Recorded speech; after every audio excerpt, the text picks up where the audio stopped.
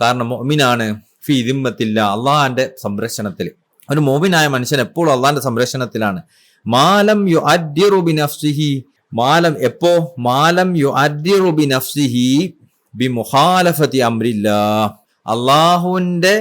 അള്ളാഹുവിന്റെ കൽപ്പനകൾക്ക് എതിരാവുന്ന അവസ്ഥയിൽ അവനെ റിസ്ക് ചെയ്തിട്ടില്ലെങ്കിൽ, അതായത് ഒരു മുഅ്മിൻ എപ്പോഴും അള്ളാഹിന്റെ സംരക്ഷണത്തിലാണെന്ന് പറഞ്ഞാൽ എപ്പോഴും അള്ളാഹിന്റെ സംരക്ഷണത്തിലാവുക, അള്ളാഹിന്റെ കൽപ്പനകൾ അനുസരിച്ചാൽ. അള്ളാഹിന്റെ കൽപ്പനകൾ അനുസരിച്ചാണ് മുഅ്മിന് ഒന്നും സംഭവിക്കൂല.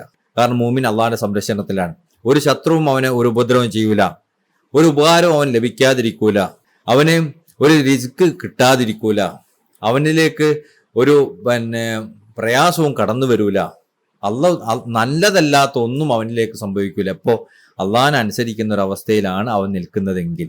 ഫല്ലാഹു അംറുഹു ബിൽ ഹിഫ്ളി വൽ ഖിയാമി ബിമസാലിഹിൽ ബദൻ, കാരണം അള്ളാഹുവിനെ അനുസരിക്കുന്ന അവസ്ഥയിലാണെങ്കിൽ അള്ളാഹു അവനെ നിലനിർത്താനും അവനെ സംരക്ഷിക്കാനും അവന് വേണ്ട നല്ല കാര്യങ്ങളൊക്കെ ചെയ്തു കൊടുക്കാനും ഉറപ്പ് നൽകിയിട്ടുണ്ട്. അത് അള്ളാഹിന്റെ ഉറപ്പാണ്, അതൊക്കെ നടക്കുന്നുള്ളത്.